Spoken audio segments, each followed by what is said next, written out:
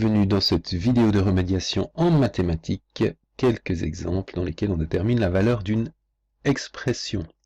Voilà les énoncés. Donc, premier élément, réduire l'expression lorsque cela est possible. On voit des expressions ici. Calculer la valeur d'une expression pour des valeurs données des variables, même chose ici. Et puis le dernier, un petit problème de modélisation. Donc on reprend le premier, réduire l'expression lorsque c'est possible, 3 plus 6x. Bien, 3 plus 6x, si on explicite les éléments, c'est 3 plus 6x, c'est la même chose que 6 fois x. Donc l'ordre des opérations nous dit qu'on a vraiment l'objet 6x ici et l'objet 3. Or, on ne peut réduire ou regrouper dans le contexte d'une addition ou d'une soustraction que les éléments, les mêmes puissances d'une variable. Donc ici je peux mettre des x avec des x ou des nombres avec des nombres, mais je ne peux pas mettre du 3 avec du 6x. Donc ici on ne peut pas réduire, ça veut dire que cette expression n'est pas réductible. Ça reste 3 plus 6x, à cause essentiellement du fait qu'il s'agit d'une addition. Par contre, ici, 4 fois 6x, c'est donc la même chose. Je vais faire un tout petit peu de place. Voilà. Donc, 4 fois 6x, c'est la même chose que 4 fois 6 fois x. On peut donc effectuer la multiplication 4 fois 6, 24, 24 fois x, qui va s'écrire 24x. Donc 4 fois 6x se réduit comme 24x.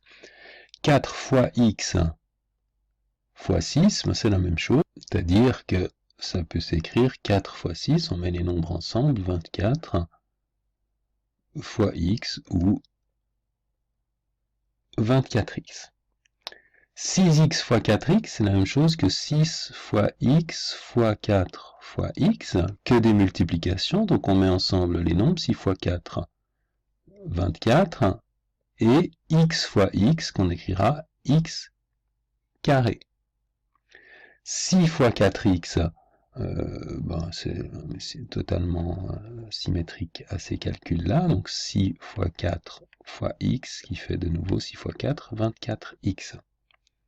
6 fois 4x carré, c'est 6 fois 4 fois x carré, toujours le même principe, quand il y a des multiplications, on multiplie les nombres entre eux, 6 fois 4, 24, fois x carré, ce qu'on écrira comme 24x carré, pas besoin du signe multiplicatif. Ensuite, 5 parenthèse moins 4x plus 2 parenthèse 3x, c'est la même chose que 5 fois moins 4x plus 2 fois 3x.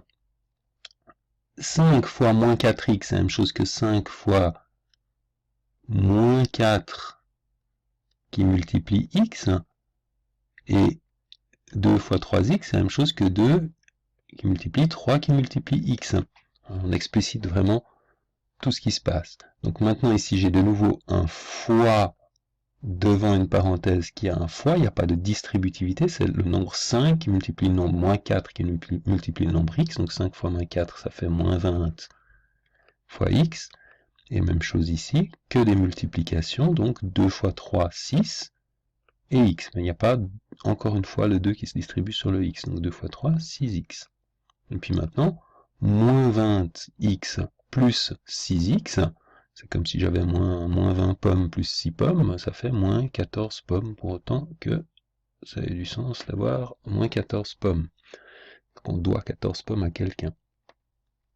Ici, 9,8yz moins 15zy, ça fait 9,8 fois y fois z moins 15 fois z fois y.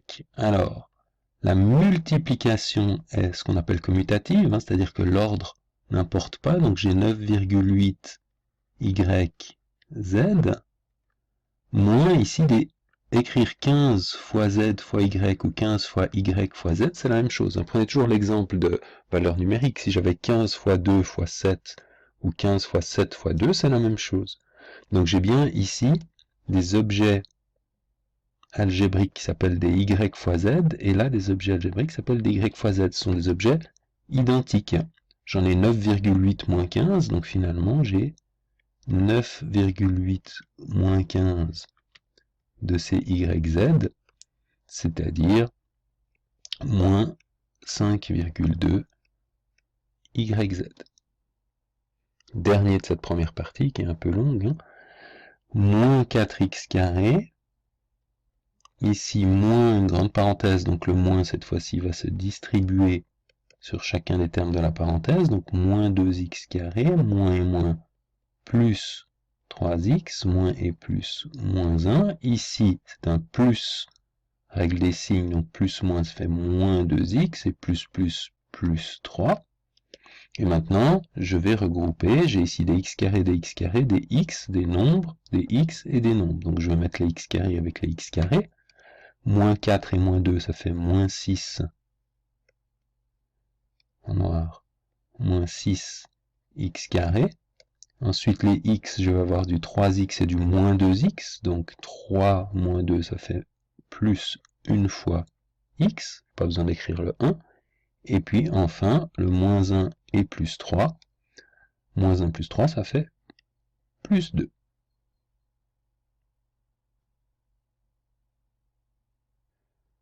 Le B et le C sont un peu plus rapides. On donne une expression 7AT qui est égale à 7A plus 3B moins 3, et on demande de remplacer A par 2 et B par 3. Donc ça fait simplement 7 fois 2 plus 3 fois 3. Je remplace B par 3 moins 3, donc 7 fois 2, 14. 3 fois 3, 9 moins 3. 14 et 9, 23. Moins 3, 20. C'est la même chose ici. J'ai une expression B, on demande de remplacer A par 2 et B par moins 4. Donc ça va faire 2 fois A est remplacé par 2 et B est remplacé par moins 4. Attention de bien quand même travailler avec les parenthèses. Au carré, moins A qui vaut toujours 2 et B qui vaut moins 4 et qui est encore une fois au carré. Donc je travaille d'abord les parenthèses les plus à l'intérieur, c'est-à-dire celle-ci. 2 plus moins 4. Ça va me faire 2 plus moins 4 fait 2 moins 4, ça fait donc moins 2, qui est au carré, moins 2 fois, on va aller tranquillement, donc j'ai d'abord traité la parenthèse qui était à l'intérieur, c'est-à-dire celle-ci.